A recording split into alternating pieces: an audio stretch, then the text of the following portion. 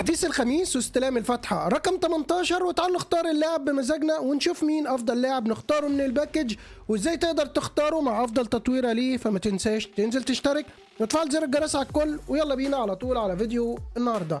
ما تنساش بقى تشترك معانا، القناة جديدة وعاوزين اشتراكات يا شباب. فيلا دلوقتي هنبص كده على اللعيبة اللي موجودة. طبعا انا من 18 فتحة ما جاليش ولا لاعب، وانتوا قولوا لي كده جالكم لعيبه من ال 18 فتحه المجانيه ولا لا؟ فمنتظر رايكم تحت في الكومنت. بصوا يا شباب، معانا 5 لعيبه، الخمس لعيبه جامدين جدا، وكوناما بتغرينا باللعب الار بي دبل بوستر عشان تروح انت ناحيه الدبل بوستر، تمام. ومنزله ديفيد فيا وشنايدر، فيعتبر اول 3 هم افضل 3، وده الناس هتحتار ما بينهم. فتعالى اقول لك ازاي تفك الحيره دي وتفلتر اللعيبه وتختار اللاعب المناسب ليك. تعال ندخل كده على التشكيله. في الاول طبعا قبل ما تختار ما تروحش تتفرج على فلان ويقول لك خد ده افضل لاعب، لا لا لا لا. هعمل بيه ايه؟ بص، انت بتدخل على الخطه بتاعتك وبتشوف كده الدنيا ماشيه ازاي. في اخر الاحداث كونامي مديانا 3 لعيبه مجانا، واخترنا منهم اندريك. طبعا اكتر ناس اختارت المهاجم، سواء ده او داروين، تمام. فانا بالنسبه لي اخترت مين؟ تعالوا نبص كده، اخترت اندريك، تمام. ومقعده بره في الاحتياطي، يعني طورته وقعدته بره في الاحتياطي، تمام. معايا كمان في الهجوم عندي 2 بمهاره الانهاء العالي، رومانيجا وايتو، وجالي في الاخر تشيفا. ومعايا كمان زي ما انتم شايفين دينيس لو، ومعايا لويس. فمعايا ناس كتير، سواريز طبعا. ومعانا كمان في الاحتياطي بره خالص معايا اندي كول ودروجبا وناس كتير جدا، ده غير طبعا كريستيانو اللي منور فوق. فمعايا مهاجمين كتير، فاجيب ديفيد فيا واحطه في الاحتياطي. وكمان معايا ديفيد فيا كمان يا شباب عشان تبقوا عارفين، معانا ديفيد فيا النسخه 1 بوستر اهي. فمش محتاج ان انا هجيب بقى لعيبه احطها في الاحتياطي. طب لو رحنا للار بي، معايا ترام يا جماعه. ترام لا يعلى عليه بالتطويره دي، ترام قوي جدا في مركزه، فمش هروح اجيب مركز الار بي ده دبل بوستر والتاني دبل بوستر. فانا عاوزك تفلتر اللعيبه بنفس الفكر ده يا شباب.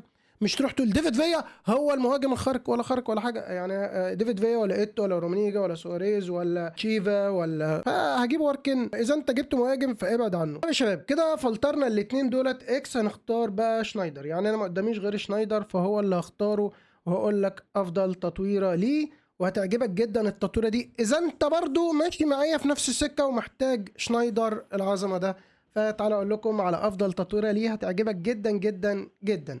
طيب كده اخترنا اللاعب، هنعمل له قفل طبعا، ما تنساش الحته دي عشان ما تبيعوش بالغلط. انا بعت لعيبه كتير بالخطا يا جماعه. طيب هنزله التشكيله، وطبعا انا محتاجه ضروري جدا. هديله التطويره اللي اوريها لكم افضل تطويره ليه ونجربه مباراه. هتديله اول واحده 7، هتديله تاني واحده 8، هتديله التالت واحده 7، دي تطويره انا اللي عاملها مش الاوتوماتيك. هتديله التالته دي 8، وهتزود الباقي عند السرعه 10 بس كده. هيبقى بقوه 102، هيكون بقوه 102، بس انا ظبطت له الطاقات، عليت له الفينش شويه والسرعه شويه. هنا قللت له بس في سرعه تجارب الكوره وتايت بوزيشن وبول كنترول، قللتهم شويه على حساب ان انا زودت له دوران الكوره، وزودت له كمان الفينش خليته 81، زودت له السرعه بقت 82، وزودت له الاستامينا بقت 81. بالتطويره دي يا جماعه بيكون لاعب خرافي جدا بقوه 102. التمرير عنده عالي جدا، وعنده مهاره الدبل تاتش وتشوت يا معلم في خط النص كده، هيديك احلى كور ووش رجله الخارجي. يعني بصراحه لاعب مش محتاج ان انت تضيف له اي مهارات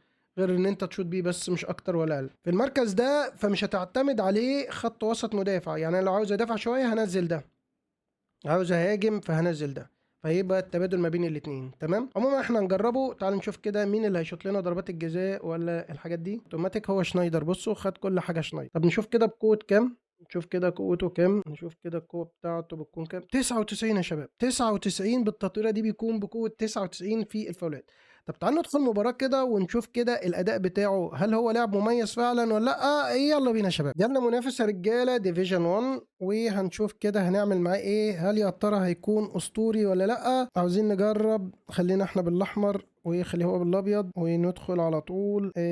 شنايدر يعني مش وحش، سامو مش وحش. عندنا لويس وعندنا دينيس لو، كنا عاوزين نطلع دينيس لو بره وخلاص، مش مشكلة. تشكيلة المنافس 4 1 2 3، تشكيلة قوية بكود 3153. شنايدر بيتقدم، شنايدر بيتقدم يا رجالة، واخدين بالكم؟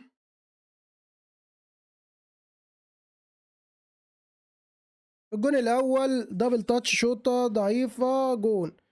أنا عملت الدبل تاتش ار2، تمام. يلا جليتشاوي يلا. احنا عاوزين نشوف تحركات شنايدر، تمريرته حلوة. مش عارف التقطيع ده بسبب ايه. يلا قدام مالديني، لمسة قدام، خد الوان تو، اطلع معايا، خد التو تاني،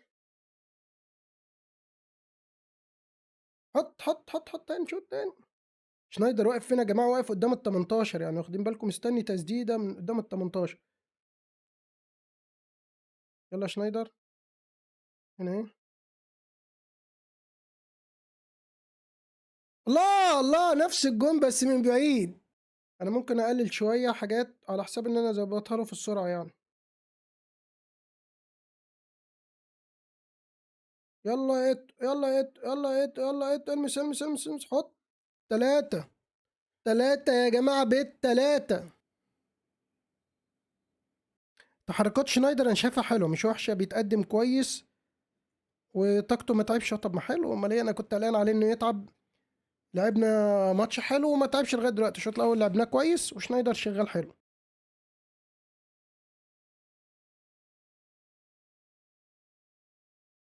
كرويف طبعا سريع، اتو فتح تاني. انهي يا معلم، انهي يا معلم، انهي خلاص كده انسحب الراجل. النتيجة 4. لما يقابلك تشيفا ابعد عنه. قدام قدام، صفر الحكم بنتيجة 4-0. عاش عليكم يا رجالة، كسبنا 15 ماتش. إيه، الاستحواذ عالي.